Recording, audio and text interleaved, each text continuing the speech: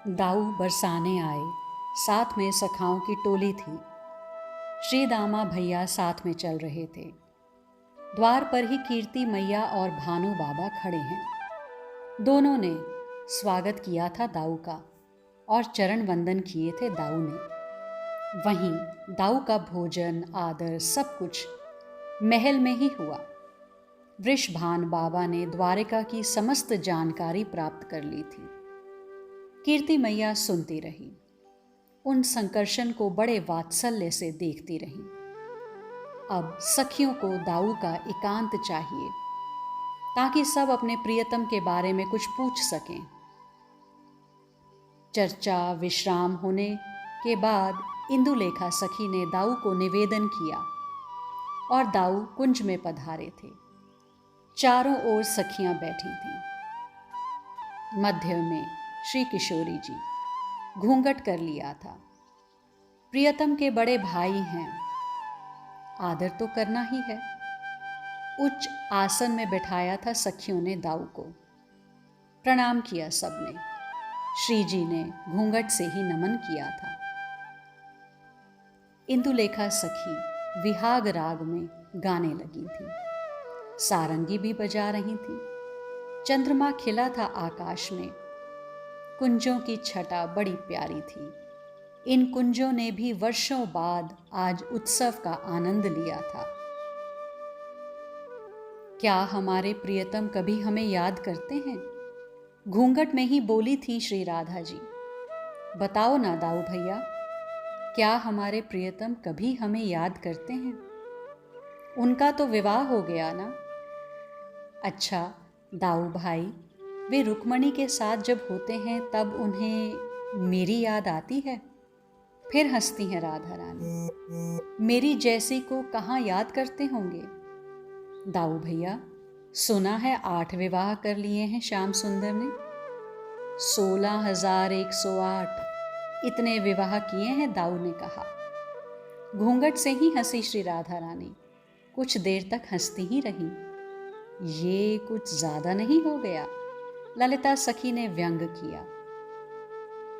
नहीं, बिल्कुल नहीं। अरे सखी ललिते, ये तो ईमानदारी के विवाह हैं। ये भी श्री जी ने ही कहा और फिर हंस दी। अच्छा दाऊ भैया, ये तो बताओ, तुम तो उनके अग्रज हो, बड़े हो और वृंदावन में भी रहे हो, तो कभी एकांत पाकर तुमसे श्याम सुंदर ने हमारे बारे में कुछ नहीं कहा? झिझकते झिझकते कहा श्री राधा ने। हे राधा, आप लोगों को ही तो मेरा कान्हा याद करता रहता है। श्री राधा जी के प्रश्न का सीधा उत्तर दिया। कोई भी प्रसंग हो, आप लोगों को ही याद करता है। उसके हृदय में आप लोग हो, मैं झूठ नहीं बोलूंगा। उनके सामने आप हो। द्वारिका में मात्र कान्हा का शरीर है, उसकी आत्मा सब कुछ यहीं वृंदावन में है। वो कतिपय प्रसंगों में मुझसे कह भी चुका है कि दाऊ, वृंदावन का प्रेम बहुत याद आता है। हे राधा, मैं झूठ नहीं कह रहा। उद्धव, श्याम और मैं संध्या के समय जब सागर किनारे टहलते हैं, तब श्याम सजल नयन से आप लोगों की ही चर्चा करता है। कृष्ण अग्रज बलभद्र बरसाने में श्री राधा रानी के सामने बोले जा रहे हैं। सखियां सुन रही हैं, बोलना चाहती हैं। हाँ, उद्धव होता तो कुछ बोल भी देती, पर प्रियतम के बड़े भाई हैं, इसलिए केवल सुन रही हैं। जब दाऊ ने कहा वो तुम्हें याद करके रोता है, ओह, इतना सुनते ही श्री राधा रानी उच्च स्वर में रोने लगी थी। आवेश आ गया श्री राधा को, उन्माद में भर गई।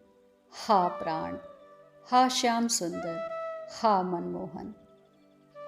घूंघट इत्यादि को हटाकर तमाल वृक्ष को आलिंगन करने के लिए दौड़ पड़ी श्री राधा रानी और वहां जाकर मूर्छित हो गईं। सखियां दौड़ी। दाऊ जी ने इस दृश्य को देखा। ऐसा प्रेम उन्माद दाऊ का शरीर शीतल होने लगा। ऐसा दृश्य इन्होंने देखा नहीं था आज तक। यहां ऐसी स्थिति है कन्हई को लेकर, ओह, इसका तो अंदाजा भी नहीं था। ये लोग अभी भी आस लगाए बैठे हैं कि वो आएगा। ये बेचारी श्री राधा, ये बेचारी सखियां, ग्वाल बाल, ये वृंदावन, मैया यशोदा, बाबा नंद, उफ, ये सब तब से विरह अग्नि में जल रहे हैं जब से श्याम सुंदर यहाँ से गया है। 10 वर्ष से भी ज़्यादा का समय बीत गया है। सहन नहीं हुआ दाऊ से यह दृश्य। अनंत के रूप, संकर्षण काल के स्वरूप बलभद्र को चक्कर आने लगे। शरीर ठंडा पड़ने लगा। इंदुलेखा सखी उठी। सामने कदम्ब का वृक्ष, उस कदम्ब वृक्ष के फूलों से निकलने वाले वारुणी रस को लेकर आईं और दाऊ भैया को वो वारुणी दिया। दाऊ भैया ने उसे पिया था, तब उन्हें ठीक लगने लगा। हे वज्रनाभ, संकर्षण भी वृंदावन में लगे इस भीषण विरह अग्नि से डर गए थे। कैसे नहीं डरते? यह विरह अग्नि थी ही इतनी भीषण। अनंत, संकर्षण, बलभद्र, बलराम, पर इनसे ज़्यादा प्रिय नाम यदि कोई लगता है तो वह है दाऊ। दाऊ दादा कितने प्रेम से बोलते हैं वृंदावन में सब, और इसी प्रेम को फिर पाने के लिए तो वृंदावन आए हैं दाऊ। सोचकर आए थे कि कुछ दिन रहेंगे, पर अब पूरे 3 माह हो गए। मन ही नहीं कर रहा यहाँ से जाने का। लौट रहे थे उस दिन बरसाने से नंदगांव की ओर। बैलगाड़ी में बैठाने श्री दामा आए और चल दिए। कदम्ब के पुष्प का रस वारुणी पिला दिया सखियों ने। रजोगुणी वृत्ति हो गई थी बलदाऊ की। शरीर का ताप बढ़ गया था, तब जल पीने की इच्छा हुई। चिल्लाए वे, क्रोध किया उन्होंने। यमुने, कालिंदी, गलती थी। बलदाऊ कहते हैं मेरी अनुज वधू है कालिंदी, स्वाभाविक है। प्रिय के अग्रज से संकोच होगा ही, इसीलिए तो नहीं आई। बलदाऊ चिल्लाए थे, कालिंदी आओ यहाँ, पर इतना चिल्लाने पर भी यमुना नहीं आई। मर्यादा का पालन किया यमुना ने, पर मैंने क्रोध से आवाहन मात्र किया था। हल मेरे हाथों में आ गया, बस मैंने क्रोध से खींच दिया यमुना को हल से और जल पिया। ये बात जाकर कन्हैया से कहूँगा द्वारिका में, तब वो क्या सोचेगा? क्या सोचेगा? कहेगा दाऊ वृंदावन में तो ये उपद्रव ना मचाते। आह, ये भूमि तो मेरी अपनी है, मेरी जन्म भूमि है, ये प्रेम भूमि है। यहाँ के लोग कितने प्रेम से लबालब भरे हैं। मैं इन दिनों द्वारिका में ऋषि दुर्वासा का सत्संग करने लगा हूँ। ऋषि बड़े प्रेम से मुझे तत्व ज्ञान समझाते हैं। ऋषि का सत्संग मुझे आनंद प्रदान करता है। मैं तो योग, समाधि, इन्हीं विषय सत्संग में मुझे आनंद आता है, और ऋषि दुर्वासा मुझसे बड़े प्रसन्न भी रहते हैं। वो सत्संग में मुझे समझा रहे थे, जाग रहे हैं, निद्रा नहीं है, मनोलय भी नहीं है, पर शरीर का ध्यान भी नहीं है। किसी इंद्रिय से कोई सूचना मन ग्रहण नहीं कर रहा, और अपनी उहापोह में भी नहीं है, अर्थात मनोराज्य भी नहीं है। इसी का नाम समाधि है, और यहीं तक पहुंचना समाधि में योगी का लक्ष्य है। ऋषि दुर्वासा तो यही कहते हैं। वृंदावन में योग नहीं है, पर मुझे लगता है योग से बड़ा वियोग यहाँ है। यहाँ तो विशेष योग है, ये वियोग। योग से विशेष होने के कारण इसे वियोग कहते हैं। यम, नियम, आसन, प्राणायाम, प्रत्याहार, धारणा, ध्यान, इन सब को क्रम से साध कर उस अवस्था में पहुंचने का नाम ही समाधि है। सबसे उच्च अवस्था समाधि।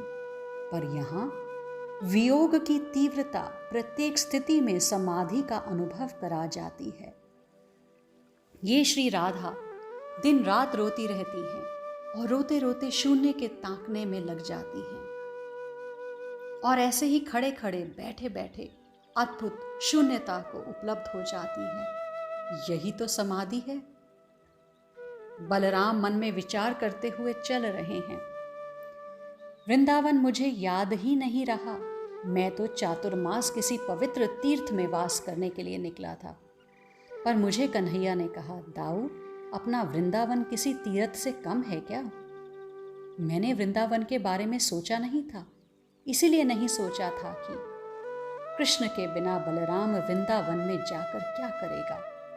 पर कृष्ण ने जिद की, और मैं तो कहूँगा मेरे कृष्ण ने मेरे ऊपर कृपा की कि मुझे यहाँ भेज दिया, वृंदावन भेज दिया।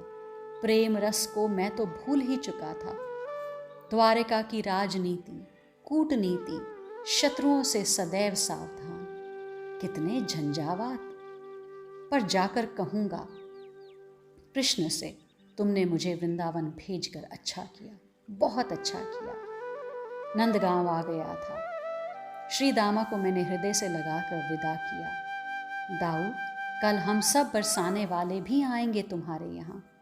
हाथ हिलाते हुए बोला था श्री दामा। कल कन्हाई की वर्षगांठ है ना, इसलिए हम सब आएंगे। ओह, कल है भादो कृष्ण अष्टमी। मैं प्रसन्न होकर महल में प्रवेश कर रहा था। कल जन्मदिन है हमारे कन्हाई का। आज के लिए इतना ही। शेष आगे। श्री राधा।